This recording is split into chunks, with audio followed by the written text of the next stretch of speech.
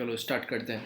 First of all news तो आपको पता ही है, इसमें कोई ऐसी खास न्यूज़ नहीं थी। सब यही था कि ये फार्मर टेररिज्म, ये चीज़ गलत है कि जहाँ पे नेशनल फ्लैग होना चाहिए वहाँ पे किसी पर्टिकुलर रिलीजन का, इस फ्लैग को क्या बोलते हैं, ऐसे निशानदेही बोलते हैं।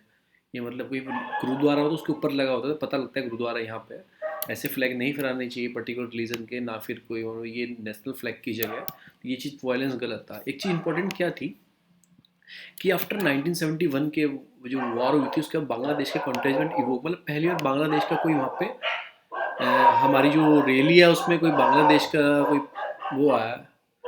ठीक है ना, तो ये एक न्यूज़ है, बस थोड़ा याद रखना कहाँ का है, बांग्लादेश का है। आगे चलता हूँ। सर एक मिनट रुकूंगा यार, पीछे वो डॉगी बहुत बोलता है। I have to change my place. चुप हो जाते हैं जब मैं बोलता हूँ।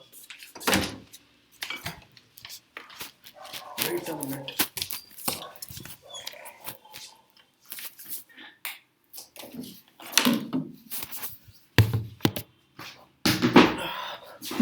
वॉइस क्लियर है ना?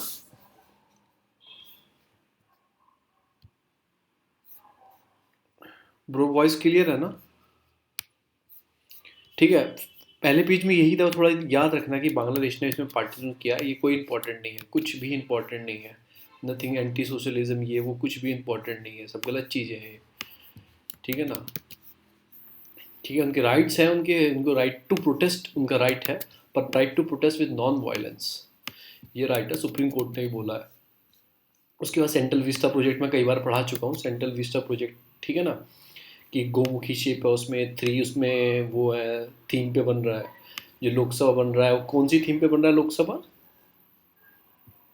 मैंने आपका अपोजिट बताया था, लोटस थीम पे तो राज्यसभा बन रहा है, तो एल फॉर लोकसभा, लोटस पिको। हाँ, वो पिकॉक थीम पे बन रहा है। ये मैंने आपको बताया था प्रीवियस क्लास में, उल्टा था। लोटस एल फॉर लोकसभा, तो लोटस थीम पे राज्यसभा है। और एक उसमें मतलब कि सेंट्रल हॉल बन रहा है, मतलब तो वो बन रहा है आपका बलियन ट्री की उस पे थीम पे। तो 19 आपका 2000, उसको कब तक पूरा करना है? 2022 तक पूरा करना है उसे, क्योंकि हम सेलिब्रेट करेंगे अपना 75th ऑफ इंडिपेंडेंस सेलिब्रेट करेंगे हम उसमें। तो अपना 2022 तक उसे बनाना है पूरा, फिर कोई काम की न्यूज़ नहीं है, कोई काम की पॉलिटिकल। फिर एक टाइम कैप्सूल से रिलेटेड एक न्यूज़ आई है। टाइम कैप्सूल पता है क्या होता है? अभी देखो, गड्ढा खोद के कुछ मीटर तक इसे दबा देंगे। इसमें क्या होता है, कुछ कुछ मतलब हमारे डॉक्यूमेंट्स होते हैं, जब कभी हमारी पुश्तें खत्म हो जाएंगी, कुछ न्यू जनरेशन आएगी, वहाँ पे एक्सपेडिशन करेंगे, वो खुदाई करेंगे, तो उन्हें कुछ सबूत मिलेंगे, कुछ उनके नॉलेजेबल मिलेंगी। तो ये कहाँ पे किया गया टाइम कैप्सूल? अलीगढ़ मुस्लिम यूनिवर्सिटी में दबाया गया है, क्योंकि अभी अलीगढ़ मुस्लिम में हमारे पीएम ने स्पीच दी थी, उसमें पहले पीएम थे ये, अलीगढ़ मुस्लिम यूनिवर्सिटी में उन्होंने स्पीच दी है। तो उससे रिलेटेड हमने ये टाइम कैप्सूल को अंदर दबाया है। और इन्फॉर्मेशन क्या है, जैसे सैयद, अपने सर सैयद अहमद खान थे, उनके बारे में है, क्योंकि वो कौन थे, वो एक तरह से मतलब उन्होंने ये कॉलेज चलाया था। हाँ, मोमेंडियम एंग्लो ओरिएंटल कॉलेज अलीगढ़ में 1875 में इन्होंने इस्टेब्लिश किया था। ये वो सब जो चला था 1990 तक, फिर इसका नाम चेंज करके अलीगढ़ मुस्लिम कर दिया गया था, ये वो सब। तो उसमें एक तरह से हिस्ट्री को रखा गया है, वो मोदी की स्पीच को उसके अंदर रखा गया है, जो मोदी जी ने स्पीच दी थी, उनको इसके अंदर रखा गया है। तो टाइम कैप्सूल, ये ना टाइम कैप्सूल क्या होता है, बस कि ये हमारी आने वाली फ्यूचर जनरेशन के लिए इसमें कुछ इंपॉर्टेंट डॉक्यूमेंट रहे, तो इसलिए रखा जाता है। चलो, फिर मैं आपको कई बार पढ़ा चुका हूँ कि मतलब ये इलीगल कोल माइनिंग, जो रेड होल माइनिंग होती है, देखो ये होती है। माइनिंग दो तरह की होती है, एक सरफेस माइनिंग होती है, एक होती है मतलब कि डीप सरफेस माइनिंग, मतलब अंदर तक जाना। दो तरह की रेड होल माइनिंग, मतलब माइनिंग होती है, रेड होल नहीं। तो हमें ये देखना है कि ये वाली कौन सी माइनिंग है, ये वाली अपनी कौन सी माइनिंग है। आपको रेड होल माइनिंग कौन सी टाइप की माइनिंग में आएंगी? सरफेस माइनिंग में आएंगी या फिर डीप माइनिंग में आएंगी? सरफेस माइनिंग, डीप माइनिंग में आएंगी, सरफेस माइनिंग में नहीं आएंगी। रेड होल, होल में ही नाम आ गया, सरफेस तो ऊपर ऊपर से होती है, जब अंदर घुस रहे हैं तो वो हमारी आएंगी अपनी डीप, डीप में आएंगी। तो मैंने बताया था, जैसे एनजीटी ने 2014 में ऑलरेडी इसे मतलब कि बैन कर चुकी है, तो इसमें यही आया। देखो मैंने बताया था ना, वो 3 हिल है, गैरो खासी जयंती, ईस्टर्न जयंती, हाँ ईस्टर्न जयंती में ये होती है, मैंने मैप में हमने डिस्कस किया इतनी बार।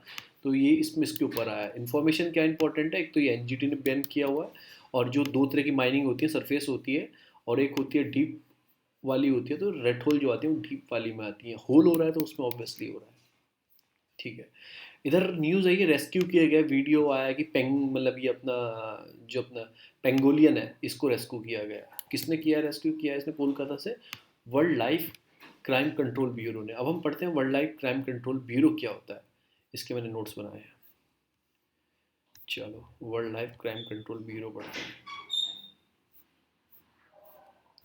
World life crime control bureau, उसके बारे में एक तो सेचुरेटरी मल्टी डिसिप्लिन बॉडी है, यानी कि किसी एक्ट से बनी है। सेचुरेटरी बॉडी है तो किसी एक्ट से बनी है, ठीक है ना। उसके बाद क्या स्टैब्लिश किसके अंडर हुई है? Under the ministry of environment के अंदर ये स्टैब्लिश है। हेडक्वार्टर कहाँ है इसका? दिल्ली में। और सम ऑफ द सेक्शंस हैं इसमें 38Z।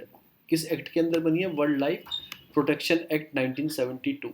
इसके कुछ सेक्शन है, उसमें कुछ मैंडेटरी सेक्शन है। एक तो कलेक्ट कोलेक्टर करेगी intelligence related organise wild life crime की एक्टिविटीज़ को, सेंट्रलाइज करेगी wild life crime data bank. जैसे अपना NCRB है ना, नेशनल क्राइम कंट्रोल ब्यूरो, वो सेंट्रलाइज करता है अपना क्राइम के रिकॉर्ड्स को, तो ऐसे ये भी सेंट्रलाइज करेंगे वाइल्ड लाइफ क्राइम होंगे उसको।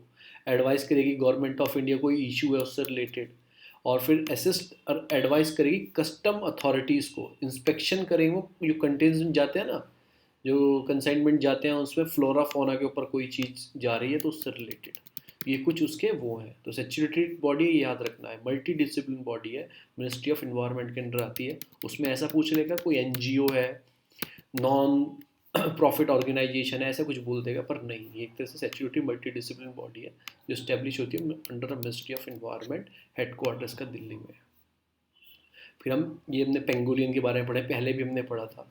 इसे क्या बोला जाता है? स्केल एंथ्रोट्रिया बोला जाता है। एक आयुसियन एंडेंजर स्पीसीज़ है। इंडिया में दो तरह के मिलते हैं पेंगोलियन स्पीसीज़, एक चाइनीज़ पेंगोलियन, एक इंडियन पेंगोलियन है। जो चाइनीज़ है वो क्रिटिकल एंडेंजर है, बस इतना याद रखो, ठीक है ना। दो तरह के इंडिया में फाउंड होते हैं। जो अपना चाइनीज़ होता है वो नॉर्थ ईस्ट साइड में होता है, और जो इंडियन पेंगोलियन है वो साउथ इंडिया, श्रीलंका, इन जगह, पाकिस्तान, सब जगह मिलता है। जो इंडियन वाला है वो एंडेंजर स्पीसीज़ में आएगा। ओवरऑल पेंगोलियन जो है वो एंडेंजर में है, पर इसमें पर्टिकुलर कैटेगरी चाइनीज़ पेंगोलियन आ गया तो क्रिटिकल एंडेंजर है। और इंडियन पेंगोलियन क्या है? वो एंडेंजर है, इंडियन पेंगोलियन। तो इंडिया में दो तरह के मिलते हैं, एक चाइनीज़ और एक इंडियन, ठीक है। चलो आगे चलते हैं, अपनी न्यूज़ पे आते हैं। ठीक है, ये हमने पढ़ लिया, हमने अपना world life crime control bureau के बारे में पढ़ लिया। आगे चलते हैं। फिर ये महाराष्ट्र में आज़ाद मैदान है मुंबई में, नासिक से, पुणे से, इधर के आदमी वहाँ महाराष्ट्र पहुँचे और उन्होंने वहाँ पर ट्राई अपना होस्ट किया, ट्राई कलर वाला, तो किसानों के सपोर्ट के लिए। फिर एक राजस्थान गवर्नमेंट ने school of public health launch किया, स्कूल ऑफ पब्लिक हेल्थ। इसमें क्या होगा कि इनिशिएटिव है पब्लिक हेल्थ कैपेसिटी को इंक्रीज़ करने के लिए, उसकी स्किल इंक्रीज़ करने को। बहुत रिक्वायरमेंट हुई थी पब्लिक इंफ्रास्ट्रक्चर की ड्यूरिंग कोविड टाइम में, लोगों के पास अवेयरनेस नहीं थी, तो उन्होंने उसी को इंक्रीज़ करने के लिए उन्होंने इनिशिएटिव स्टार्ट किया है, स्कूल ऑफ पब्लिक हेल्थ। तो इसमें क्या होगा? Health care management the post Covid scenario से। इसमें क्या होगा? स्टडी ऑन नॉन, मतलब स्टूडेंट्स ही होंगे ना एक तरीके से, वो क्या करेंगे? स्टडी करेंगे नॉन कम्युनिकेबल डिसीज़ के बारे में, क्लाइमेटिकल चेंज के बारे में, एंटी माइक्रोबल रेसिस्टेंट के बारे में। First project to identify the priority of public health. तो इन चीज़ों से रिलेटेड वो ये काम करेंगे। किसी आंसर राइटिंग में आप लिख सकते हो कि इस राजस्थान गवर्नमेंट का एग्जाम्पल डाल सकते हो, तो वो अच्छा लगता है लिखने में क्वेश्चन। तो पब्लिक सेक्टर हेल्थ को इंक्रीज़ करने के लिए जिस टाइप का उन्होंने public health, school of public health launch किया है महाराष्ट्र गवर्नमेंट, अपना राजस्थान गवर्नमेंट ने, सॉरी। तो ये लिखने के लिए अच्छा रहता है आंसर राइटिंग में। आगे चलते हैं। अब पहला आर्टिकल मैंने आपको कल बताया ही था कि गवर्नमेंट ने ग्रीन टैक्स के लिए बात की है कि स्टेट गवर्नमेंट के ऊपर छोड़ा है। वो 15 साल से पुराने व्हीकल्स हैं उनको घटा के 8 साल 10 साल पे लेके आई है। फिर रिन्यू रजिस्ट्रेशन रिन्यू करने पर टैक्स देना पड़ता है, तो उसे कम करने की बात की है कि 15 साल में देना पड़ता है, उसे घटा दो, रजिस्ट्रेशन प्रोसेस उसे 8 साल में ले आओ। तो उसी से रिलेटेड आर्टिकल आ गया है। ओल्ड व्हीकल को मतलब क्या क्या होगा उसमें, 1 अप्रैल से नेक्स्ट ईयर से लॉन्च करने की बात चल रही है, मतलब कि इसे पार्ट ऑफ व्हीकल, इससे क्या फ़ायदे होंगे? एक तो रिड्यूसिंग पॉल्यूशन होगा, फ्यूल एफिशिएंसी इंक्रीज होगी, ज़्यादा पुराना व्हीकल नहीं मिलेगा, इंप्रूव सेफ्टी स्टैंडर्ड इंप्रूव होंगे ज़्यादा पुराना व्हीकल। तो उसमें क्या किया गया? ये रिकमेंडेशन है अभी। जो कमर्शियल ट्रांसपोर्ट व्हीकल्स हैं उनका मतलब कि टैक्स इंक्रीज़ कर दो, यही सब बताया गया है। और फिर ये हेल्प एग्जेम्पशन कौन से रखे जाएंगे? इसमें से एग्जेम्पशन कौन से रखेंगे? जो हाइब्रिड व्हीकल्स हैं, अच्छी बात है, इलेक्ट्रॉनिक और फार्म व्हीकल्स हैं, इनका एग्जेम्पशन रखा गया है। तो ये सब एक रिकमेंडेशन है, अभी स्टेट के ऊपर छोड़ा है, वो मानेंगी तो उसके बाद ये लागू होगा। फिर resale value of pollution motor making the dishonour, यही सब अच्छी अच्छी चीज़ें हैं। रिसाइकिल होने फ़ायदा होगा, मॉनिटरिंग सिस्टम बनाना होगा, क्योंकि देखो मेरे पास व्हीकल है, मैं व्हीकल खरीदना है मुझे, मैंने पुराना व्हीकल खरीदा, मुझे पता है 15 साल से पुराना है। दिल्ली के अंदर क्या होता है, 15 साल से पुराने व्हीकल्स नहीं चलते हैं जो डीजल से, तो मैं ऑब्वियसली मैं नहीं खरीदूंगा। तो उससे क्या होगा, वो उसका कहीं गार्बेज ही डेवलप होगा, कहीं रिसाइकिल करने का मॉनिटरिंग सिस्टम डेवलप करना पड़ेगा।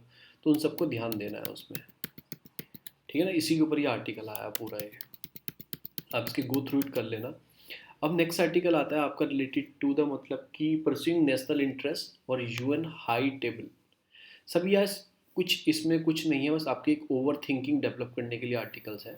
कुछ ऐसा पर्टिकुलर प्री के भी नहीं इंपॉर्टेंट है, पर्टिकुलर मेंस के भी इंपॉर्टेंट नहीं, बस आपकी एक ओवर मतलब वो थिंकिंग डेवलप करने के लिए है। इसमें क्या किया कहा गया है कि अभी हाई टेबल यूनाइटेड नेशन, अभी इंडिया को क्या गया है, 2 साल के लिए इंडिया को एक टेम्परेरी मेंबर बनाया गया यूनाइटेड नेशन सिक्योरिटी काउंसिल का। सीधी सीधी बात ये करता है। तो ये बोलते हैं कि इंडिया के पास एक अच्छा समय भी है कि हम इंडिया वहाँ की एक तरह से परमानेंट के लिए हम बात करें।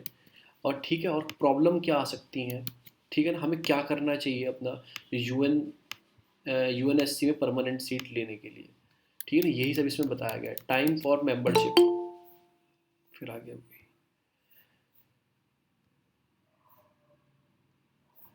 टाइम फॉर मेंबरशिप इसमें बताया गया कि टाइमिंग फॉर मेंबरशिप है इस टाइम हमारे पास। क्यों मेंबरशिप है, एक तो ग्लोबल मतलब कि जो हमारा यूएनएससी है ना, यूएनएससी अच्छे से काम नहीं कर रहा है। आपने देखा ना ग्लोबली कितने इशू चल रहे हैं, कितनी फाइटें चल रही हैं, टेररिज्म चल रहा है, ठीक है, अफ्रीकन में अपने इशू चल रहे हैं, तो हमारा वो हैंडल नहीं कर पा रहा है।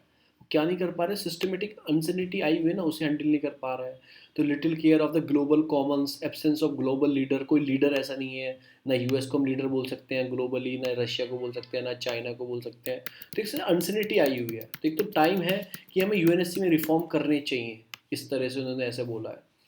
फिर बोला है कि उसमें और क्या बोला है कि इफेक्टिव न्यूली इलेक्टेड जो बाइडन आया, बाइडन को भी नहीं पता है कि मतलब जैसे हमारा क्या था, हमें सपोर्ट करते थे, जैसे अपना ट्रम्प साहब हमें सपोर्ट करते थे, बाइडन आया है, उनकी कुछ पॉलिसी चेंज हुई है क्लाइमेट के सोच के, उससे सोच के।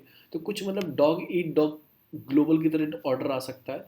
तो हमें कुछ चेंजिंग चाहिए, टाइमिंग बोल रहा है कि कुछ चेंज चाहिए हमें, वर्ल्ड लेवल की कुछ अपनी फर्म में कुछ चेंज चाहिए to maintain peace, international peace and security के लिए उसमें चेंज आना जरूरी है। तो ये बोला।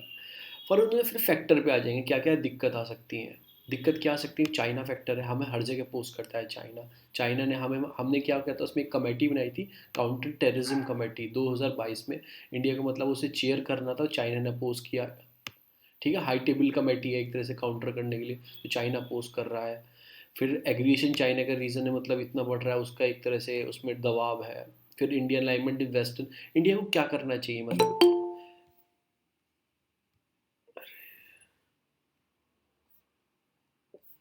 इंडिया को इसमें क्या करना चाहिए। उसने बोला है कि वेस्टर्न के साथ हमें काम मिलकर करना चाहिए, पर हमें ये भी ध्यान रखना चाहिए मॉस्को, रशिया हमसे दूर नहीं होना चाहिए। ये भी एक दिक्कत आ रही है कि हम इंडिया के वेस्टर्न के साथ जा रहे हैं ज़्यादा, तो रशिया से हमारी दूरी बनती जा रही है और चाइना के साथ जुड़ता जा रहा है। तो यही सभी से बातें दी गई हैं, कॉमन कॉमन बातें, ठीक है ना। फिर चाइनीज़ मतलब कि लाइन ऑफ एक्टर कंट्रोल में चाइना हमें इतना परेशान करता है, ये वो सब। तो चाइना से फैक्टर एक हमारा। फिर फोकस ऑन टेररिज्म, हमने क्या था, ये इंपॉर्टेंट है, सिक्योरिटी काउंसिल रिसोल्यूशन 1373, ये याद रखना है, काउंटर टेररिज्म कमेटी के लिए है। हमें फोकस करना चाहिए टेरर के लिए, फोकस ऑन टेरर जो है, हमारे जयशंकर वहाँ पे बोल बोल चुके हैं इस कमेटी के ऊपर कि इस कमेटी को और एलेबोरेट करना चाहिए। फिर वो एक डेफिनेशन थी बैड टेररिज्म और गुड टेररिज्म की, उस पर बोला है कि terrorist are terrorist, they are no bad और नॉट गुड टेररिस्ट। तो इस हिसाब से ओवरऑल इसमें यही दिया गया है कि हमें एक तो अच्छा टाइम है, एक तो उसमें रिफॉर्म्स लाने का टाइम है, क्योंकि देखो सब जगह इशू चल रहे हैं, आप बहुत सारे इशू मेंशन कर सकते हैं। ईरान का इशू मेंशन कर सकते हैं, कतर का फाइट चल रही है अरेबियन में, वो कतर वालों से परेशान करते हैं, अरेबियन अलग कंट्री। फिर आप सीरिया का मेंशन कर सकते हैं, इसराइल का कुछ भी मेंशन कर सकते हैं, इतनी इशू अजरबैजान में अभी और आर्मानिया में फ़ाइट चली हुई थी। फिर अफ्रीकन कंट्री में बोको हरम ये वो सब करते रहते हैं, को हम एक इंटरनेशनल इशू बहुत सारे मेंशन कर सकते हैं। इधर वियतनाम और चाइना इन्फ्लुएंस है, हांगकॉन्ग टू नेशन थ्योरी में कर है। तो एक तरह से हमारा जो इंटरनेशनल जो अपना ऑर्गेनाइजेशन है यूएनएससी और यूएनजीए जनरल असेंबली, वो एक किस काम के लिए होता है? एक मेंटेन पीस करने के लिए। तो वो काम वो नहीं कर पा रहा है, इनस्टेबिलिटी क्रिएट हो रही है, तो उसमें कुछ रिफॉर्म लाने की ज़रूरत है, ऐसे उन्होंने ऐसा बोला है कि रिफॉर्म लाने की ज़रूरत है। फिर फैक्टर बताए गए, चाइना का फैक्टर है, फिर बाइडन की गवर्नमेंट चेंज हुई है, मतलब कि चाइना का फैक्टर है, उसके बाद और भी उन्होंने इशू बताए हैं। तो इन सबको आप बता सकते हैं कि हमारे अगेंस्ट जा सकते हैं, इन्होंने ये बोला है। फिर हमें क्या और करना चाहिए कि हमें अपना टेररिज्म फैक्टर पे फोकस करना चाहिए, टेररिज्म फैक्टर है। फिर देखो इसमें बोला है कि अफगानिस्तान में और इंडिया में new bounded desire to engage in Taliban, इन सब की बात की गई है। ठीक है ना, इसमें ओवरव्यू है, ऐसा कोई पर्टिकुलर चीज़ नहीं है। तो पर्टिकुलर चीज़ जो प्री के लिए इंपॉर्टेंट है, सिक्योरिटी काउंसिल रेजोल्यूशन 1373, क्योंकि ये टेररिज्म से रिलेटेड है, ऐसे तुम याद रखना। ठीक है ना। फिर New Delhi have to bargaining power to UNSC to pursue the national interest on the other forum and domain, मतलब कि एक तरह से हमें चेयरशिप आई है तो हमें एक नेशनल इशू पे काम करना चाहिए। तो इस तरह से आया था। उसमें एक चीज़ और बोली गई है कि अभी क्या हुआ है, अभी हमें ऑलरेडी टेम्परेली वो मिल गई है, तो एक वो भी इशू बन सकता है कि हम टेम्परेली हैं, तो हम 2 साल तक टेम्परेली रहेंगे, तो हम बीच में हम मांग भी नहीं कर सकते हैं परमानेंट मेंबर की, हम ऑलरेडी टेम्परेली हैं 2021 से 24 तक, 2 साल के लिए। तो उसमें एक ये भी इशू है, 23 तक सॉरी, तो ये भी एक इशू है। एक 22 तक 2122 के लिए मैंने शेयर कर दिया उसको फोटो, जो 5 कंट्री ऐड हुए। हाँ 5 कंट्री ऐड हुआ है, तो ये मैंने आपको बता दिया। ग्रीन टैक्स का कल भी था। फिर एक अच्छा टाइम भी है, प्रॉब्लम की आने वाली है, चाइना फैक्टर है, और हमें फोकस कहाँ करना चाहिए, टेररिज्म में फोकस करना चाहिए, और थिंकिंग बियॉन्ड द रिफॉर्म्स। ठीक है ना, उसके आगे भी सोचना चाहिए, रिफॉर्म्स के आगे भी। ये वाला इशू आ गया। अब क्या आते हैं कि अभी क्या हुआ है, मतलब मैं आपको पढ़ाऊंगा अभी क्या काम चल रहा है। जो अपना आरपीए होता है ना, आरपीए, अभी चलो आरपी बाद में बहुत लंबा इशू हो जाएगा। अभी क्या होता है अपना कि अपनी ईओ अपनी अपनी इलेक्शन कमीशन है, वो एक काम कर रही है। वो क्या कर रही है, वो ब्लॉकचेन टेक्नोलॉजी को इंट्रोड्यूस कर रही है। किस में कर रही है? इलेक्ट्रॉनिक वोटिंग सिस्टम में। जो हमारे क्या थे, एक नया सिस्टम डेवलप किया जा रहा है, उसका नाम है रिमोट वोटिंग प्रोजेक्ट। वो कैसे काम करेंगे कि मतलब कि जो बैलेट सिस्टम है ना, उसमें क्या वो यूज़ करेंगे, वो ब्लॉकचेन टेक्नोलॉजी यूज़ करेंगे। तो उसका नाम दिया रिमोट वोटिंग प्रोजेक्ट दिया गया। वो कैसे होगा, आगे होगा, उसमें कुछ रिफॉर्म्स भी लाने पड़ेंगे अपना। ठीक है ना, 90 RP 9051 एक्ट है, तो हम पढ़ते हैं पूरा है क्या। First of all, remote voting system क्या है? एक तो ये election commission use blockchain technology. Election commission of India had join the hand with IIT Madras to prepare the model of Aadhaar link electronic voting system. एक तरह से तैयार करेंगे ये वोटिंग सिस्टम। ठीक है ना, और इसमें क्या होगा, cast their vote for any part of the country और अब्रॉड। उसमें ऐसा बोला ओनली इन कंट्री, पर हम कहीं से भी वोट कर सकते हैं अब्रॉड से। अभी क्या हुआ था कोविड टाइम पे, जो अपने माइग्रेंट्स थे इधर से उधर चले गए थे, लॉक हो गए थे, बिहार के इलेक्शन भी इस बीच में हो गए। कुछ माइग्रेंट्स यहाँ से नहीं जा पाए थे बिहार, कुछ महाराष्ट्र से नहीं आ पाए थे। अगर ये सिस्टम रिमोट वोटिंग सिस्टम होता, रिमोट क्यों नाम है, रिमोट सेंसिंग एरिया होते हैं ना, रिमोट एरिया होते हैं, तो रिमोट इसलिए नाम है, कहीं से भी आप वोटिंग कर सकते हो विदाउट एनी प्रॉब्लम। ठीक है ना, तो इसमें यही बताया गया है। ये एक तरह से two way remote voting system होगा। टू वे भी बताऊंगा क्या है, जो कंट्रोल करेगा, मतलब कि इन्वायरमेंट यूजिंग ब्लॉकचेन टेक्नोलॉजी से काम करेगा। तो अब थोड़ा सा याद रखना कि इसमें क्या किया जा रहा है, रिमोट वोटिंग में ब्लॉकचेन टेक्नोलॉजी को इंट्रोड्यूस किया जा रहा है। अब मैं बताता हूँ क्या होता है। अभी तक क्या होता है कि ईसीआई जो है ना, अपना election commission of India, one way electronic system चलाता है। आपने प्रॉक्सी वोटिंग सुना है? वो एक इलेक्ट्रॉनिक तरीके से वो इसे बैलेट पेपर भेज दिया जाता है, वो डाउनलोड कर लेता है उस बैलेट पेपर को। डाउनलोड करने के बाद वो अपने पोस्टल, जो अपने मतलब नॉर्मल पोस्टल सर्विस है, अपना वोट उसमें लगा के सील करके उसे सेंड कर देता है रिटर्निंग ऑफिसर को अपनी कॉन्स्टिट्यूएंसी के। फिर वो काउंट हो जाता है। इसे बोलते हैं वन वे इलेक्ट्रॉनिक सिस्टम, क्योंकि एक ही साइड से इलेक्ट्रॉनिक वे में भेज दिया जाता है। कोई वन वे में क्या होता है, सेंडिंग ब्लैंक पोस्टल बैलेट भेज देंगे इलेक्ट्रॉनिक फॉर्म में, तो वन वे हो गया। वो डाउनलोड कर लेगा उसे, जैसे वो कोई सर्विस मैन है, कोई आर्मी का पर्सन है, वो डाउनलोड करके उस पर अपना वोट का निशान लगा देगा। फिर वो क्या करेगा, नॉर्मल जो पोस्टल सर्विस होती है ना, डाक के थ्रू वो अपने रिटर्निंग ऑफिसर को कॉन्स्टिट्यूंसी भेज देगा। इसे बोलते हैं प्रॉक्सी वोटिंग, और नॉर्मल वोटिंग जो बोलते हैं इलेक्ट्रॉनिक वाली। अभी क्या करने वाले हैं, अभी क्या करने वाले हैं,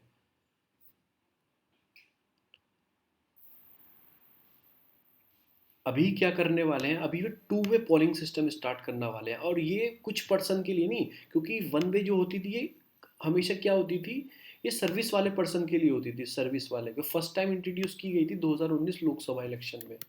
ठीक है ना, ये वाला सिस्टम जो इंट्रोड्यूस किया गया था वन वे वाला, अब क्या वो टू वे वाला लाने वाले हैं, और सबके लिए सबके लिए वो करने वाले हैं। कोई भी, मैं इसमें दिल्ली हूँ, मुझे अपना वोट अपना उत्तराखंड में या अपने यूपी में मुझे देना है, कहीं भी मुझे देना है, तो मैं यहीं से बैठा बैठा दे दूंगा। उसके लिए एक आपको ई इपिक डाउनलोड करना पड़ेगा। ये जैसे आपका आधार वो होता है ना, आपका वोटिंग पहचान पत्र होता है, तो ये आपका इपिक वाला डाउनलोड होगा इलेक्ट्रॉनिक फॉर्म में। ये आप अपने डिजिटल लॉकर से भी डाउनलोड कर सकते हो। तो ये क्या है, electronic version of electoral photo identify card आपको डाउनलोड करना पड़ेगा।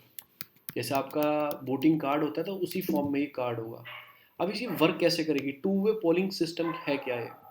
देखो इसमें क्या होगा, जैसे in this information transmission of voter invoices, इसमें क्या होगा, देखो मैं आपको सीधी सीधी बताऊँ।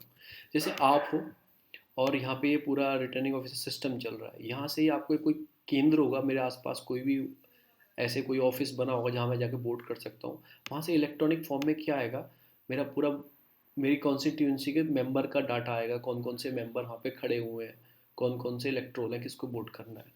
फिर वो मैं अपना आधार कार्ड दूंगा, अपने आइरिस दूंगा, अपना फेस रिकोगनाइजेशन दूंगा वहाँ पे बैठ के, तो वो मुझे रीड कर लेगा कि हाँ ये शुभांगी है। और मेरे सामने एक इनक्रिप्ट फॉर्म में एक बैलेट आ जाएगा, वोट कर दूंगा और हैंड टू हैंड जमा हो जाएगा।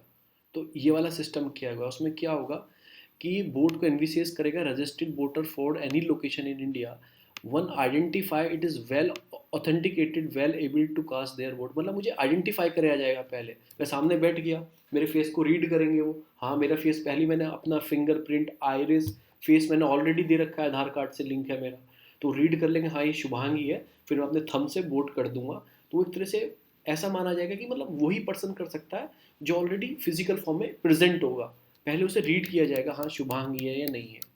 तो इस तरह से टू वे इलेक्ट्रॉनिक होगा। देखो उधर से इलेक्ट्रॉनिक फॉर्म में आया, इधर से इलेक्ट्रॉनिक फॉर्म में चला गया, तो टू वे हो गया, ठीक है ना।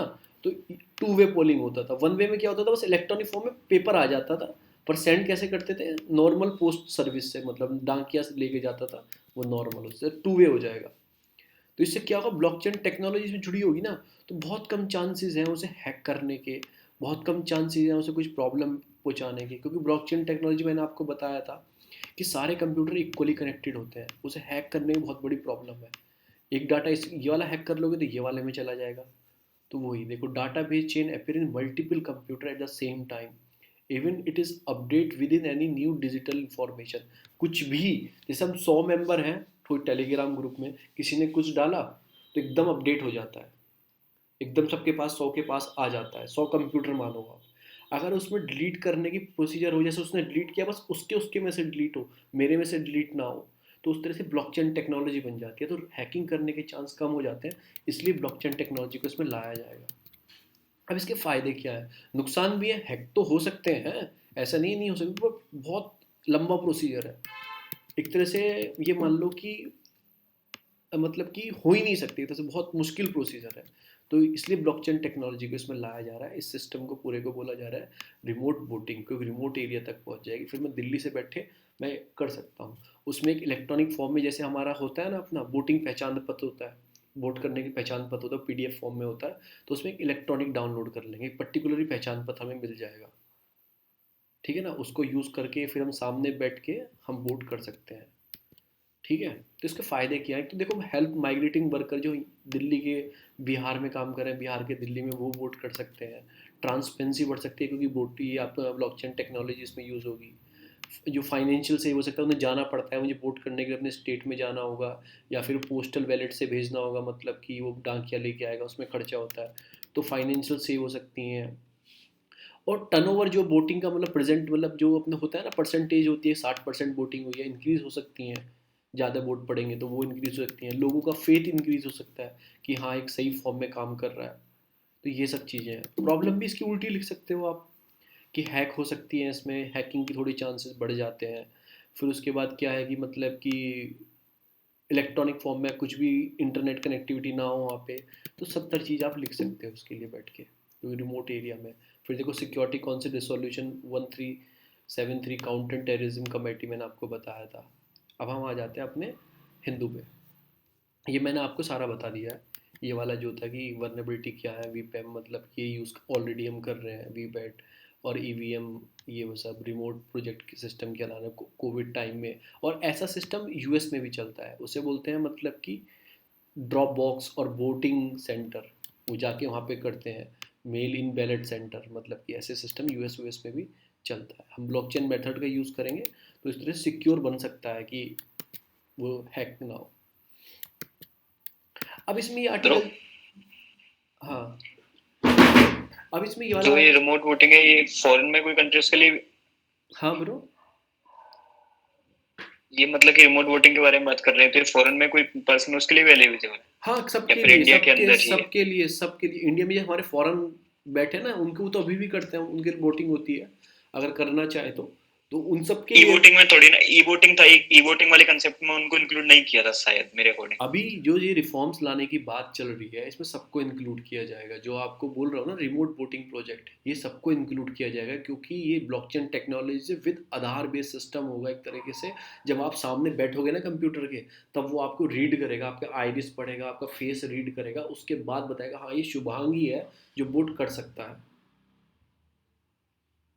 ठीक है ना, यहाँ ये शुभांगी है जो वोट कर सकता है। इस तरह से वो सिस्टम इंक्लूड करेंगे तो उसके बाद फिर सबके लिए लागू कर सकते हैं। अगर मैं माइग्रेंट हूँ, मैं दिल्ली में यूनिवर्सिटी में पढ़ रहा हूँ और मुझे राजस्थान में वोट करना है, तो मैं यहीं से बैठ के कर सकता हूँ। मैंने ई पैक बताया ना, वो एक तरह से फॉर्मेट जनरेट हो जाएगा उसका, ई बेस्ड पहचान पर जनरेट हो जाएगा। तो इस तरीके से हम वोट कर सकते हैं उससे। देखिए अभी लागू होगा सिस्टम, अभी बात चल रही है, अभी उसके लिए RPA, representatives of people act है ना 1951 और 50, ये वाला, इसमें चेंज करने पड़ते हैं, कुछ वोटिंग सिस्टम में चेंज लाना है। तो अभी देखते हैं उसमें जो भी चेंज होगा। मैं ये याद रखना, रिमोट वोटिंग प्रोजेक्ट क्या है, एक तरह से इसमें क्या है कि ब्लॉकचेन टेक्नोलॉजी का यूज़ करके वोटिंग सिस्टम बनाया जाएगा। ये बस आप याद, क्या है कि route to government to private through partnership. अभी क्या है कि गवर्नमेंट को, जो गवर्नमेंट और प्राइवेट पार्टनरशिप को इंक्रीज़ करना चाहिए, क्योंकि हमें क्या है, अभी हमें अनएम्प्लॉयमेंट इतना जनरेट हो चुका है भारत में बहुत ज़्यादा। एक तरफ से एम्प्लॉयमेंट देना है, हमने लोगों को रोज़गार देना है, अब अकेली गवर्नमेंट तो नहीं दे सकती।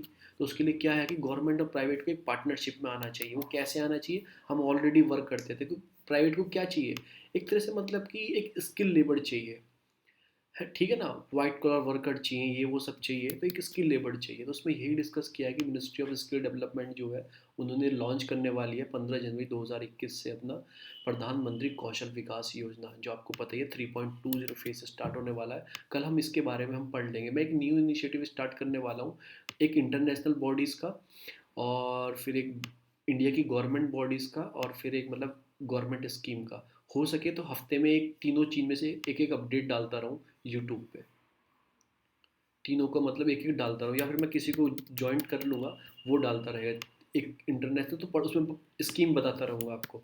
तो प्रधानमंत्री कौशल विकास योजना, इसमें क्या है, स्किल डेवलपमेंट है। किसकी है ये, मिनिस्ट्री ऑफ स्किल की स्कीम है। तो इसमें क्या करना है, वही एम्पावर करना है। कि स्कीम क्या एम्पावर करती है, स्किल देती है लोगों को लोकली लेवल पे। वो स्कीम का स्किल का यूज़ वो करते हैं, प्राइवेट कंपनी में सर्टिफिकेट दिया जाता है, तो जाके अपनी स्किल को इन्हेंस कर पाते हैं। इसमें यही दिया गया है कि हमें बढ़ाने के लिए एक तो पार्टनरशिप करनी पड़ेगी, और हमें स्किल भी उन्हें देनी पड़ेगी। ठीक है ना, स्किल देंगे तो पार्टनरशिप भी चाहिए हमें। ठीक है ना, ग्रोइंग पार्टनरशिप चाहिए, कोलेब्रेशन चाहिए between government and internal partnership चाहिए, ये वो सब हमें चाहिए। तो इसमें यही दिया गया है, इंक्रीज द, अब आपको खुद पता है, लोगों की स्किल बढ़ेंगी तो ऑब्वियसली एम्प्लॉयमेंट बढ़ेगा, एम्प्लॉयमेंट बढ़ मतलब स्किल बढ़ेगी तो रोजगार बढ़ेगा। हम अपनी स्किल को, क्योंकि हमारी जो कंट्री है वो एक तरह से बोल सकते हो लेबर बेस वाली कंट्री, लेबर हमारे पास बहुत है। तो हम अपनी स्किल को इन्हेंस कर पाएंगे तो विदेशों तक हम उसे ट्रांसफ़र कर सकते हैं अपनी स्किल को। तो यही सब इसमें दिया गया है आर्टिकल में, कि सिविल में जो हमें प्रॉब्लम है, they are the role of category of staff primary supporting existing अपने bureaucracy and providing them to research and logistic support when there need is arise, कुछ अराइजेज होगी तो हम उसमें सपोर्ट कर सकते हैं। फिर की डिफरेंस क्या है, government official additional man power to manage a routine task. ठीक है, स्किल होगी तो गवर्नमेंट ऑफिसर को हेल्प मिलेगी ये सब करने में।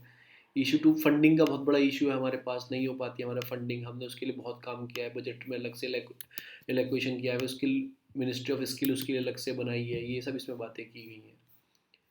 ठीक है ना, फिर इसमें थोड़ा अर्ली प्रोग्राम बताया गया है कि 2005 में तुम्हारे अशोक लहरी कमेटी थी, उसने मतलब कॉन्स्टिट्यूट की थी मिनिस्ट्री ऑफ फाइनेंस में एक external capital flow control in India. National institute public finance policy develop की गई 2015 में। कॉर्पोरेट अफेयर ने कॉन्स्टिट्यूट किया था research and secretary head by the Vidhi central legal policy.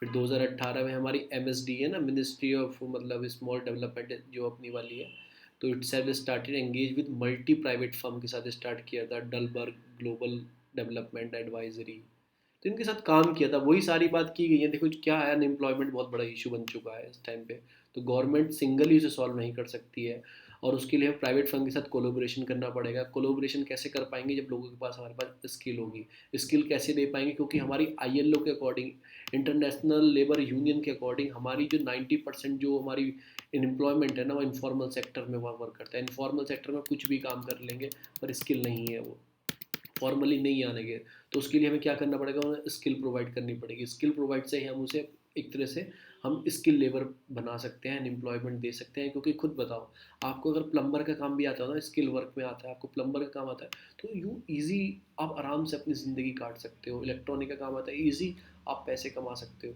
पर आप एक तरह से मजदूर हो, इनफॉर्मल सेक्टर के हो, ठीक है ना, और उसमें काम ही नहीं है, आप कैसे अपनी ज़िंदगी काट पाओगे। तो वही है स्किल प्रदान करना। मैं कह रहा हूँ ना, आपको अब यहाँ से यूएस जाना है, यूएस जाना है, आप कुछ मत करो, आप हेयर कटिंग का काम सीख लो। आप झूठ नहीं बोल रहा, आप जितने वो वहाँ पे वो पार्ट टाइम जॉब में फ्रीलांस वर्कर होते हैं ना, वो जितने पैसे नहीं कमा पाएंगे, उससे ज़्यादा पैसे कमा लोगे, उससे ज़्यादा पैसे कमा लोगे। ठीक है ना, बाहर जाने cost of living of cost वहाँ पे बहुत ज़्यादा है बाहर जाने पे। तो यही सभी साले आर्टिकल में घुमा फिरा के दिया गया है कि रूट हमें बनाना है। इसमें कोई मेंस के लिए लिखने के लिए है, ये भी मेंस के लिए लिखने के लिए है। ठीक है ना, ये भी मेंस के लिए लिखने के लिए, पर्टिकुलर किसी चीज़ की बात नहीं करें। इसमें कुछ फैक्चुअल चीज़ें प्री के लिए भी इंपॉर्टेंट है, फैक्चुअल चीज़ें हैं इसमें। कल्याणी इज देयर, आवाज़ नहीं आ रही शायद, और कौन है, सुष्मिता है वहाँ पे?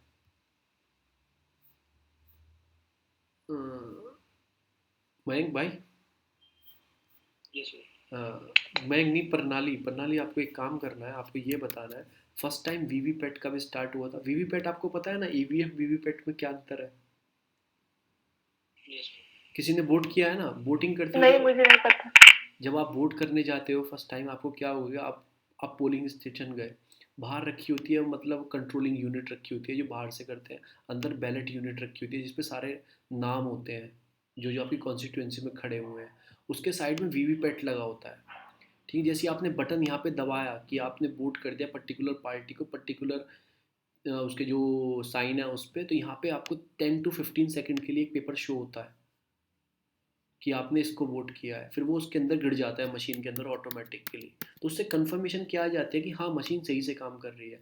फिर उन वीपैट को, जो कॉन्स्टिट्यूशन में जैसे 80 जगह पोलिंग स्टेशन बने हैं, अगर कोई मतलब मेंबर चाहे कि वोट गलत हो रहे हैं, तो वो बोल सकता है वीपैट को काउंट करो। वो बोल सकता है वीपैट को, वो करीब ही जाते हैं, 2-3 वीपैट यूजुअली, मतलब कोई से भी उठा लिए जाते हैं बीच में से, वो काउंट किए जाते हैं। तो वीपैट काउंट किया जाता है उससे। वो क्यों लाया गया, क्योंकि ये बात उठी थी ना कि ईवीएम में गड़बड़ी है, हम वोट किसे डाल रहे हैं, निकल किसका रहा है, तो उसके लिए वीपैट का इंट्रोड्यूस किया गया था। अब प्रणाली, आपको ये बताना है कि फर्स्ट टाइम वीपैट कौन से इलेक्शन में यूज़ किया गया था, फर्स्ट टाइम ईवीएम कौन से इलेक्शन में यूज़ की गई थी। ठीक है ना, हाँ, ठीक है। तो ये आपको बताना है वीवीपैट कब और ये कब। तो आप वोट डालने जाओगे, 15 सेकंड के लिए आपको फोटो शो होता है, आपने किसको वोट किया है, साइन के साथ, नाम के साथ आता है, वो वीवीपैट होता है, voter verification paper audit trial करके, इसकी फुल फॉर्म है। ठीक है, अब जो नेक्स्ट आई है फाइटिंग इनइक्वलिटी। मैं थोड़ा सा इसमें, ये भी मेंस के लिए, बस कुछ इसमें प्री के लिए इंपॉर्टेंट है, मैं आपको बताऊंगा क्या क्या प्रॉब्लम फेस कर रहा है इंडिया, क्या क्या चीज़ चल रही है। अभी क्या हुआ है कि मतलब ऑक्सफोम इंटरनेशनल जो एनुअल रिपोर्ट दी है इनइक्वलिटी जो देती है 2021, किसका, इनइक्वलिटी वायरस।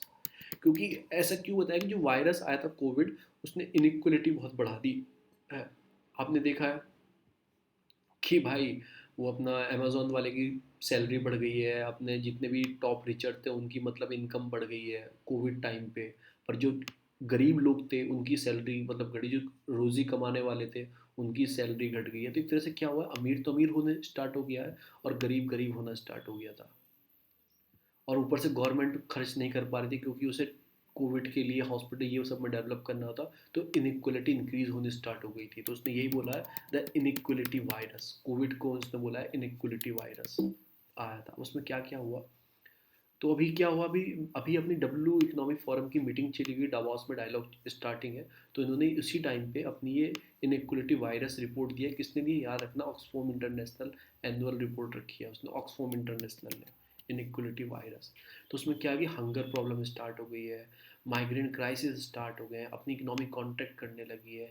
और आईएलओ के अकॉर्डिंग, मैंने बताया था ना, आईएलओ इंटरनेशनल लेबर ऑर्गेनाइजेशन के अकॉर्डिंग जब 90% वर्कर है ना इंडिया में, वो इनफॉर्मल इकोनॉमी में काम करते हैं। तो आप खुद लगा सकते हो 10% ही फॉर्मल में काम करते हैं, उसमें से भी 1-2% की अपने बड़े बड़े बिजनेस है जो ऊपर कर रहे थे। आपको खुद पता है इनफॉर्मल सेक्टर तो ख़त्म हो चुका था एक तरीके से, तो 91% लोगों के पास असर आया होगा, तो इनक्वलिटी गिरी होगी। तो वही रिचर बिकम रिच जो थे, ठीक है ना, उसमें यही सब बताया गया है कि देखो, आपने खुद पता होगा ना, आप उसमें डाटा दिया गया, देखो मैं आपको दिखाता हूँ, इसमें डाटा दिया गया है आपको। डाटा क्या दिया गया है कि देखो ये लिखा, the white collar worker have easy isolated themselves having a work from home चालू था उनके लिए, वाइट कॉलर वर्कर होते हैं, ठीक है ना। Wealth of Indian billionaire increasing 35% during the lockdown by 90% since 2009। कि मतलब 2009 में जब क्राइसिस आए थे ना, इकोनॉमी डाउन हुई थी, जब वो आपका लेमन ब्रदर बैंक फेल हुआ था यूएस में, तब क्राइसिस आए थे ना, उसके अकॉर्डिंग आपकी मतलब 95, उससे 95% ज़्यादा इनकम बढ़ी है उस टाइम से, और 35% इंक्रीज़ हुआ है लॉकडाउन में, जो अपने बिलियनियर्स थे उनका पैसा, ठीक है ना। तो ये सब इसमें बताया गया है कि हमारी जो इकोनॉमी है वो 95% इनफॉर्मल सेक्टर में, तो वही मेरे पास फ़ोन था पढ़ने के लिए, तुम्हारे पास गरीबी का फ़ोन नहीं था पढ़ने के लिए, वो भी इनइक्वलिटी का सोर्स बना, ठीक है। मैं 100 रुपये रोज़ कमाता था, तो वो मैं ऑफिस में बैठ के वर्क फ्रॉम होम करके अपना काम कंटिन्यू, पर इनफॉर्मल वाले कहाँ जाएँ, उनके लिए तो कोई काम ही नहीं है। तो ये सब इसमें बताया गया है कि एक तरह से ये इंक्रीज़ हुई है। तो आपको क्या याद रखना है, तो एक तो इनइक्वलिटी वायरस रिपोर्ट किसने दी है, ऑक्सफोम इंटरनेशनल ने, ठीक है ना। क्या क्या प्रॉब्लम थी, हंगरी की प्रॉब्लम आती है, जब 100 रुपये रोज़ कमाने वाले वो डेली कमाते हैं, डेली खाते हैं, उनके पास पैसा नहीं था, इसमें इनइक्वलिटी आई। माइग्रेंट क्राइसिस हुए, मतलब माइग्रेंट जो क्राइसिस माइग्रेशन इधर उधर हुआ, इसमें मतलब इनइक्वलिटी देखने को मिली हमें। बड़े बड़े आदमी गाड़ी में बैठ के जा रहे थे, वो बेचारे पैदल सड़कों पर जा रहे थे। इकोनॉमी में कॉन्ट्रैक्शन हुआ, फिर इनफॉर्मल सेक्टर इतना बढ़ाया अपना कि उसमें प्रॉब्लम आई, ठीक है ना। और हम सॉल्यूशन क्या बताया उन्होंने, बताया कि अब हमें बियॉन्ड द जीडीपी सोचना पड़ेगा। बियॉन्ड द जीडीपी क्या है, time to bound target to reduce inequality and caste inequality, इनको भी ध्यान में रख के काम करना पड़ेगा। ये नहीं कि जीडीपी को बढ़ाते जाएं हम, कि इनइक्वलिटी भी कम करनी है। जीडीपी में सभी काउंट हो जाएंगे, वो बिलियनियर्स ही वर्क कर रहे हैं, वो जीडीपी बढ़ाते जा रहे हैं, और बेचारे ये तो गरीब होते जाएंगे, उनसे कोई फ़र्क नहीं पड़ेगा। तो हमें इस पे भी काम करना है, दोनों चीज़ों पे। उन्हें कुछ एग्जाम्पल दिए, साउथ कोरिया और न्यूजीलैंड है ना, उन्होंने कमिट किया है, उन्हें रिड्यूस इनइक्वलिटी करने का एज ए नेशनल प्रायोरिटी रखी है अपनी, इन कुछ कंट्रियों ने, कि हम इनइक्वलिटी कम करेंगे और ये हमारी नेशनल प्रायोरिटी है। उसके बाद उन्हें क्या किया, इन्वेस्ट करना होगा ग्रीन इकोनॉमी में। हमें जीडीपी काउंट थोड़ी करता है ग्रीन इकोनॉमी, सबको काउंट करता है। तो ग्रीन इकोनॉमी क्या होती है, जो हमारे बच्चे होते हैं ना, उनके लिए हमें प्लानिट को सेव करके चलना है, फॉर आवर चिल्ड्रन, उनके लिए हमें प्लानिट सेव करके चलना है। और फिर मतलब यही नहीं कि हम लिविंग वेज को मतलब बढ़ावा देंगे कि अच्छे पैसे मिलने चाहिए, भाई ठीक है, अच्छे पैसे मिलेंगे तब मिलेंगे ना, नौकरी होगी। उससे अलग में जॉब सिक्योरिटी पे ध्यान देना है, लेबर लॉ पे ध्यान देना है, अनएम्प्लॉयमेंट बेनिफिट मिलना चाहिए, उस पर ध्यान देना है। तो इन चीज़ों पे ध्यान देना है, उन्होंने यही सब चीज़ों के बारे में पूरे आर्टिकल में बताया है इसमें। आप इससे अच्छे कहाँ से, मतलब मैं नहीं मानता, यहाँ से आप इनइक्वलिटी के बारे में कम से कम 150 वर्ड का लिख सकते हैं, 10 नंबर का मेंस का आंसर लिख सकते हैं। ये किसी काम का नहीं है। फिर ये जब गाय आ जाए तो गाय देखते ही काट दो। फिर ये फिर मैंने केमलिन, मतलब मैंने मॉस्को के बारे में आया, ये कुछ काम का नहीं है। डायरेक्ट इन्वेस्ट पॉलिसी क्या होंगी, फिर वही हिसाब से स्टार्ट हो गया है। देखो ये महाराष्ट्र का है, ये महाराष्ट्र का है सीन। तो ये आ गया है क्लॉक वाइज, हैदराबाद, त्रिवेंद्रम, विजयवाड़ा, कालीबुरंगी, ये सब रैली निकाली गई हैं। फिर parent head to double murder in Andhra Pradesh, चलो ठीक है, ठीक है। रिस्पेक्ट परमवीर चक्र ग्लोबल हीरो। ये आ रखना colonel Santosh Babu, Telangana chief minister Chandrashekar Raju paying tribute colonel Santosh Babu, he deserve the Paramvir चक्र, चलो डिजर्व करता है, ठीक है, कोई बात नहीं, ये कुछ काम का नहीं है। रबड़ स्टेट हेल्ड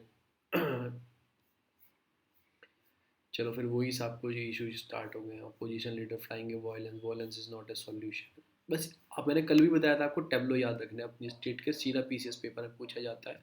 हमारा यूपी का टैब्लो राम मंदिर के ऊपर आया था, तो सीधा पूछा जा सकता है ये वाला। अपनी स्टेट का टैब्लो याद रखना, कौन सी आपकी स्टेट का आया था। कि बांग्लादेश के मतलब कि राजपथ पे मार्च की गई है 1971 के बाद इन्होंने मार्च किया। बांग्लादेश की जो मिलिट्री है उन्होंने, ये याद रखना कि बांग्लादेश के आए थे। फिर वही आ गया, इलेक्ट्रॉनिक मीडिया को कंटेल करना है हमें, तो कैसे कंटेल करना है कि अभी पेटिशन डाली है कि इलेक्ट्रॉनिक मीडिया के कितने वो हैं, कि कितने उनके मतलब कि has question whether the free speech entitle misinformation, कि फ्री स्पीच है उनके पास तो क्या वो misinformation, fake news, hate speech propaganda करेंगे। तो उन्होंने ये पूछा है, किसी ने PIL लगाई है, देखते सुप्रीम कोर्ट क्या बोलती है। Petition in supreme court see guideline of electronic media की गाइडलाइंस क्या है, आएगा तब पता लगेगा, क्योंकि हमारा आर्टिकल 19(2) कुछ रीजनेबल रिस्ट्रिक्शन बताता है कॉन्स्टिट्यूशन में। अभी हमारी मीडिया क्या काम करिए, वो फेक न्यूज़ चला दे देती है, आ जाते हैं वो चिल्लाने लगते हैं बैठ के, पता ही है आपको, अभी जेल काट के आए हैं। तो इस सब चीज़ों की उनके पास पहले ऑलरेडी ऑलरेडी उनके पास न्यूज़ थी कि अपनी एयर स्ट्राइक होने वाली है। वो पता ही, वो इतनी कॉन्फिडेंशियल न्यूज़ कैसे लीक हो सकती है, वो पहले ही बात कर रहे हैं। तो कहीं ना कहीं कनेक्शन है उनका, वो एक गलत चीज़ है। तो ये सब था इस वाले पेपर में। फिर हमने अपना प्रोजेक्ट बना रहे हैं, इधर ये था, वर्ल्ड में आ जाते हैं, तो थोड़ा बहुत क्या था। फिर मैंने कुछ एक्स्ट्रा, इम्पीचमेंट स्टार्ट हो गया इनका, वही 25 आर्टिकल जो मैंने बताया था आपको। ठीक है, खाली करने तैयार नहीं तो इम्पीचमेंट देके ना हटाया जाएगा, फिर उन्हें बनाया जाएगा। ठीक है ना, तो वो यही सब उसमें खाली कर देंगे, वैसे अब तो ज़रूरत नहीं है। फिर इधर कुछ नहीं आया, इधर कुछ नहीं आया, थोड़ा सा ये आया। अभी मैंने आपको UNC के इफेक्ट बताए जो इंडिया को क्या करना चाहिए, ऊपर मैंने बता दिए हैं आपको, वही सारे हैं। इंडिया ने वैक्सीन दिया श्रीलंका को, नेपाल को भी, फिर ब्राज़ील को भी भेज रहा है इंडिया। ठीक है, फिर मैंने आपको एक चीज़, एक बार न्यूज़ में कैराइन इंजीनियरिंग थी, रेट्रोस्पेक्टिव, मैंने आपको मोटी मोटी चीज़ बता दूँ क्या है। रेट्रोस्पेक्टिव लॉ का, जैसे हमने हमने किसी बाहर की कंपनी को परमिशन दी कि इंडिया में आओ आप, और आके आप काम करो, आपको ये चीज़ सुविधा दी जाएंगी। बाहर की कंपनी इंडिया में आई, ठीक है ना। ये वाली जो कैरिन एनर्जी थी ना, ये इंडिया में आके काम करती है, 2005 में ये आ गई। इसमें इंडिया में इसने काम किया, बहुत काम किया, बहुत काम किया, और इसने कम से कम 1,000 करोड़ का प्रॉफिट जनरेट कर दिया 2015 तक। ठीक है ना। फिर गवर्नमेंट एक लॉ लेके आती है 2016 में या 2015 में, एक लॉ लेके आती है कि मतलब कि आपको टैक्स देना होगा ऐसे ऐसे। एक नया लॉ लेके आती है, वो बोलते हैं कि हम क्यों टैक्स दें, आप तो लॉ बीच में लेके आए, पहले तो ऐसा कोई लॉ था नहीं। तो उसे बोलते हैं रेट्रोस्पेक्टिव टैक्सेशन, उन पर टैक्स लगा दिया नया लॉ ला के बीच में ही, तो उसे बोलते हैं रेट्रोस्पेक्टिव टैक्सेशन। ठीक है ना। तो इंडिया ने कोई लॉ लेके आ गया 2016 में कि उसने बताया कि आप वहाँ से प्रॉफिट कमाते हो आ रहे हो 2005 से, आपको टैक्स देना पड़ेगा। ठीक है ना, तो उसे बोलते हैं रेट्रोस्पेक्टिव टैक्स। तो अभी क्या हुआ है कि इंडिया केस हार गया था, मैंने आपको बताया था वो, पर वो इंटरनेशनल कोर्ट में वो केस इंडिया हार गया था, इन कंपनी ने केस डाला था, तो इंडिया वो केस हार गया था। बस आपको ये याद रखना है कि कैरिन थ्रेटनिंग इंडियन एसेट स्वीज कर दिया उसने अब्रॉड में, जो आपको in the case of tax, ये वो सब के बारे में आया है। तो आपको याद है ना रेट्रोस्पेक्टिव टैक्सेशन क्या होता है, वो वही होता है कि आपने प्रॉफिट कमाया पास्ट में, और हम कोई लॉ लेके आए और हम बोले कि आपने वो प्रॉफिट जो पास्ट में कमाया था उस पर टैक्स देना होगा न्यू लॉ के अकॉर्डिंग। तो बोलेंगे भाई हम क्यों टैक्स दें, वो लॉ तो बाद में आया ना, प्रॉफिट तो पहले कमाया। तो इसे बोलते हैं रेट्रोस्पेक्टिव लॉ टैक्सेशन बोलते हैं ऐसे। ये वो सब चीज़ें। फिर इंडिया की मतलब ग्रोथ, जो IMF है ना, IMF अपनी इंटरनेशनल मॉनेटरी फंड, मैं एक प्ले लिस्ट बनाऊंगा जिसमें सारी इंटरनेशनल ऑर्गेनाइजेशन पढ़ाऊंगा, IMF, UNO, UNSC, world bank, world economic forum, कौन कौन सी रिपोर्ट। तो मैं वीक में एक दो अपलोड कर दिया, मैं खुद भी पढ़ूंगा तो मैं खुद अपलोड कर दूंगा, और उसमें प्ले लिस्ट में अपलोड कर दिया करूँगा इंटरनेशनल ऑर्गेनाइजेशन के नाम से, ऐसी गवर्नमेंट स्कीम के नाम से खुद पढ़ूंगा बैठ के, तो मैं अपलोड कर दूंगा। तो IMF उसमें पढ़ा दूंगा, वो कवर कर लूँगा। तो इन्होंने क्या किया है, एक्सपेक्ट किया है 2021 में इंडिया की ग्रोथ 11.5 रह सकती है, ऐसा IMF ने बोला है, मॉनेटरी फंड ने बोला है। क्योंकि उनकी एक रिपोर्ट आती है, कोई बता सकता है कौन सी रिपोर्ट आती है जिसमें वो बताते हैं, फाइनेंशियल स्टेबिलिटी रिपोर्ट करके कुछ आती है। ठीक है ना, तो उसमें वो बताते हैं, तो उन्होंने ये बोला, ये बस इतना याद रखना। और क्या है, फिर क्रिकेट की आ जाती है। चलो हम अपने उस पर आ जाते हैं, मैंने कुछ एक्स्ट्रा भी ऐड किया है, ये तो मैंने आपको पढ़ा दिया था।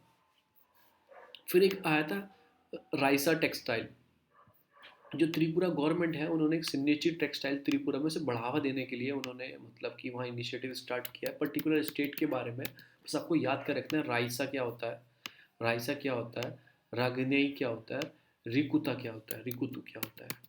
ये राइसा क्या होता है कि अपर पहनने के लिए होता है, कि हेड गियर होता है, स्टोलन होता है, शॉल वॉल होता है, ये ऊपर से पहनने के लिए होता है, इसे बोलते हैं राइसा। त्रिपुरा से याद रखना। और रागनाई क्या होता है, एक साड़ी टाइप होता है, साड़ी वेयर करते हैं ना, जो लोअर गारमेंट रहता है सर, रागनाई बोलते हैं भाई। इसमें क्या होता है, हैंड से बनते हैं एक तरीके से, तो उस टेक्सटाइल को करने का। रिकुता क्या होता है कि जैसे आपने ऊपर से शॉल पहन लिया, आपने साड़ी के ऊपर जो पल्लू पहनते हैं ना, उसे बोलते हैं रिकुता, यूज कवर हेड। तो राइसा, रगनाई, रिकुता, something in it, it is an use is related to the missile बता देगा, related to the missile of US, related to the this, कुछ भी बता देगा। पनडुब्बी बता देगा आपको, मतलब कि ये एक न्यूक्लियर वेपन, आपको टॉर्पीडो है, कुछ भी बता देगा। पर आपको याद रखना ये क्या चीज़ है, ये टेक्सटाइल है जो त्रिपुरा की गवर्नमेंट ने इन्हेंस करने के लिए कोई प्रोग्राम स्टार्ट किया है। फिर आते हैं, एक ग्लोबल फायर वर्क इंडेक्स अभी लॉन्च हुआ है। ग्लोबल फायर वर्क इंडेक्स कोई फायर वर्क से नहीं है कि आग लगाने से, कोई इंडेक्स नहीं है। ये क्या करता है, ये मिलिट्री स्ट्रेंथ की रैंकिंग है कि किसकी आर्मी कितनी पावरफुल है 2021। इसे कौन निकालता है, इसे निकालता है ग्लोबल फायर पावर।